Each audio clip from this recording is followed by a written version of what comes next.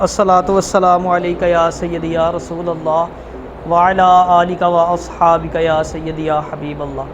اچھا، آج ہم بات کریں گے دل آزاری کے اوپر۔ ہمارے معاشرے میں بہت ہی کامن ہوتا جا رہا ہے۔ ہم بات کرنے سے پہلے سوچتے ہی نہیں کہ ہم یہ نہیں سوچتے کہ ہمارے الفاظ سے کسی دوسرے کے دل پہ کیا گزرتی ہے۔ جو دل میں آتا ہے بول دیتے ہیں۔ اچھا، ایک تو دل میں آتا ہے وہ بول دیں گے، پھر دوسرا اس کو ڈیفینڈ بھی کرتے ہیں، بڑے اچھے طریقے سے ڈیفینڈ کرنے کی کوشش کرتے ہیں۔ یار میں تو بڑا سچا اور کھرا انسان ہوں، سچ جو ہوتا ہے وہ کروا ہوتا ہے، اس لیے میں ہمیشہ سچ بولتا ہوں، تینوں جہو جہا لگا تو میں کی کراں۔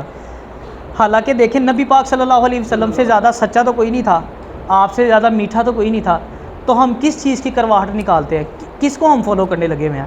ایک تو اگر آپ نبی علیہ الصلوۃ والسلام کی زندگی اٹھا کے دیکھیں نا، تو صحابہ فرماتے ہیں کہ آپ کو اگر کوئی بات ناگوار گزرتی نا کسی کی، تو آپ ری ایکشن بہت کم دیا کرتے تھے، مطلب الفاظ کا استعمال نہیں کرتے تھے۔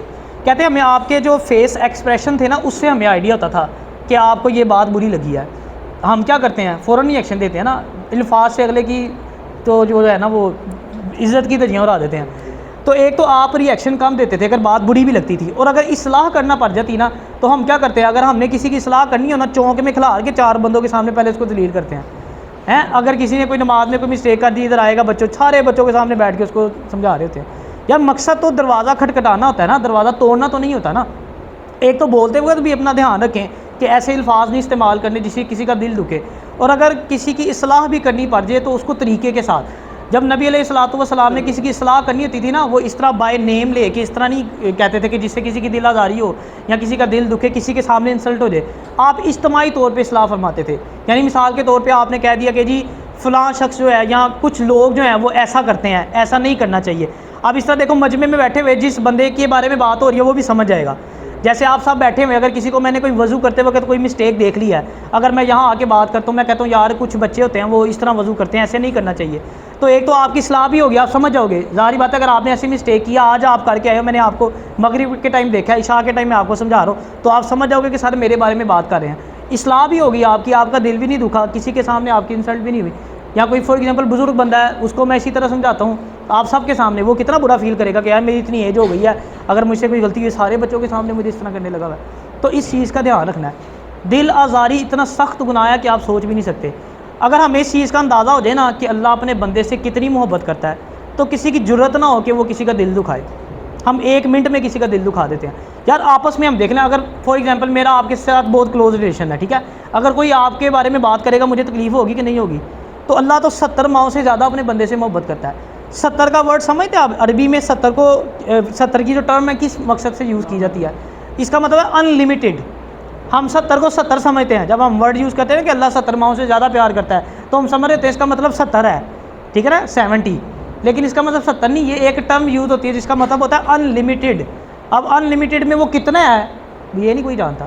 تو میں آپ سے کتنی محبت کر لوں گا، انسان سے کتنی محبت کر سکتا ہے، اللہ جتنی تو نہیں کر سکتا۔ پھر بھی ہمیں تکلیف ہوتی ہے کہ یار کوئی اس کے بارے میں بات کیوں کرے، یار یہ میرا اتنا کلوز ہے، کیوں کسی نے اس کے بارے میں بات۔ تو جب اللہ کے بندے کو آپ اس طرح ذلیل کرو گے یا اس کی دل آزاری کرو گے، تو کیا اللہ تعالیٰ کو وہ ناگوار نہیں گزرے گا؟ اس پہ آپ کی بڑی سخت قسم کی پکڑ ہوگی۔ نبی علیہ الصلوۃ والسلام ایک دفعہ بڑے اچھے موڈ میں بیٹھے ہوئے تھے، حضرت عائشہ صدیقہ رضی اللہ تعالیٰ عنہ آپ کے پاس موجود تھیں۔ تو نبی علیہ الصلوۃ والسلام نے کہا کہ عائشہ مانگو، آج کیا مانگتی ہو؟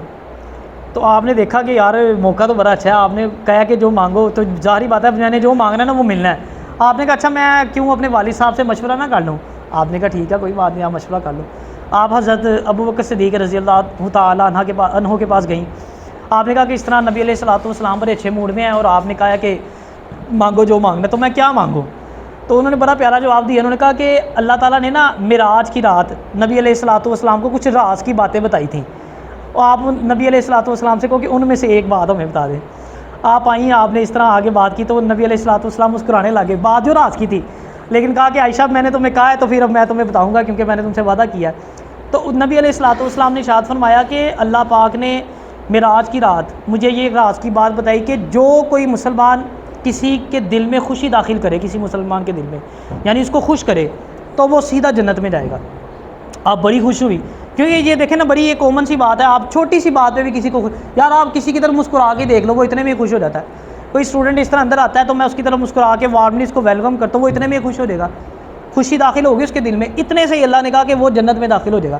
اچھا آپ گئیں جا کے حضرت ابو بکر صدیق رضی اللہ تعالیٰ عنہ کو بتایا کہ اس طرح نبی علیہ الصلوۃ والسلام نے فرمایا کہ جس نے خوشی داخل کی نا وہ جنت میں جائے گا. آپ رونے لگ گئے. اب دیکھیں وہ پریشان ہو گئے, انہوں نے کہا یہ تو خوشی کی بات ہے کہ چھوٹی سی بات پہ آپ جو ہے کسی کا دل خوش کر سکتے ہیں, تو اس میں رونے والی کون سی بات ہے. آپ نے فرمایا کہ عائشہ تم نے اس کا ایک پہلو دیکھا ہے, اس کا دوسرا پہلو نہیں دیکھا. یعنی ایک پہلو تو یہ ہے کہ جو دل خوش کرے گا وہ جنت میں جائے گا, لیکن اس کا دوسرا پہلو یہ ہے کہ جو دل دکھائے گا نا وہ سیدھا جہنم میں جائے گا. تو اس چیز کا بڑا خیال رکھنا چاہیے. اور بعض اوقات ہم حسد کی وجہ سے بھی لوگوں کو تکلیف پہنچاتے ہیں. کسی سے حسد ہو نا تو جان جان کے اس کو ٹیز کریں گے, کوئی نہ کوئی ایسی بات کریں گے جس سے اگلے کا دل دکھے. اپنی طرف سے ہم چیزیں لے رہے تھے لیکن اگلے کا تو دل دکھتا ہے نا. تو یہاں پہ میری ایک بات آپ نے ہمیشہ یاد رکھنی ہے, زندگی میں کبھی بھی اپنے آگے ہونے کا غرور نہیں کرنا اور اپنے پیچھے ہونے کا شکوہ نہیں کرنا. جو معاشی تقسیم ہے نا یہ اللہ کی ہوئی ہے. اللہ بہتر جانتا ہے, اللہ نے جس کو زیادہ عطا فرمایا ہے اس میں بھی کوئی حکمت ہے, جس کو کم دیا ہے اس میں بھی کوئی حکمت ہے. تو جو اللہ کے نیک بندے ہوتے ہیں نا وہ کبھی بھی اللہ کی تقسیم کے اوپر جو ہے نا وہ سوال نہیں اٹھاتے, کبھی شکوہ نہیں کرتے, ٹھیک ہے نا. اور مزیدار بات ہے جس کو اللہ نے کم دیا ہے نا وہ بھی آزمائش میں ہے, جس کو زیادہ دیا ہے نا وہ بھی آزمائش میں ہے, دونوں ہی آزمائش میں ہے. جس پہ کم ہے نا وہ بھی یہ نہ کرے کہ یار اس کے پاس کوئی زیادہ آ گیا, وہ اس سے زیادہ آزمائش میں ہے. دے کے بھی اللہ آزماتا ہے اور لے کے بھی آزماتا ہے. کم کو بھی آزما رہا ہے جس کے پاس کم ہے, جس کے پاس مال زیادہ ہے اللہ تعالیٰ اس کو بھی آزما رہا ہے. لاسٹ پہ صرف اتنا ہی کہوں گا کہ کبھی کسی کی دل آزاری نہ کریں, کیونکہ آپ اگر اچھے کام کرتے ہو, آپ نماز پڑھتے ہو, روزہ رکھتے ہو, زکوٰۃ دیتے ہو, سارے نیک کام کرتے ہو, لیکن ساتھ ساتھ آپ اللہ کے بندوں کے دل بھی دکھاتے ہو, تو آپ اللہ کو تو مان رہے ہو لیکن آپ اللہ کی نہیں مان رہے, ٹھیک ہے نا. اللہ کی مانیے تو پھر اس کے بندوں کے حقوق پورے اللہ تعالیٰ اپنے حقوق معاف کر دیتا ہے, لیکن بندے کے حقوق معاف نہیں ہونے جب تک وہ بندہ خود معاف نہیں کرے گا جس کا آپ نے دل دکھایا. اللہ تعالیٰ ہمیں عمل کی توفیق عطا فرمائے.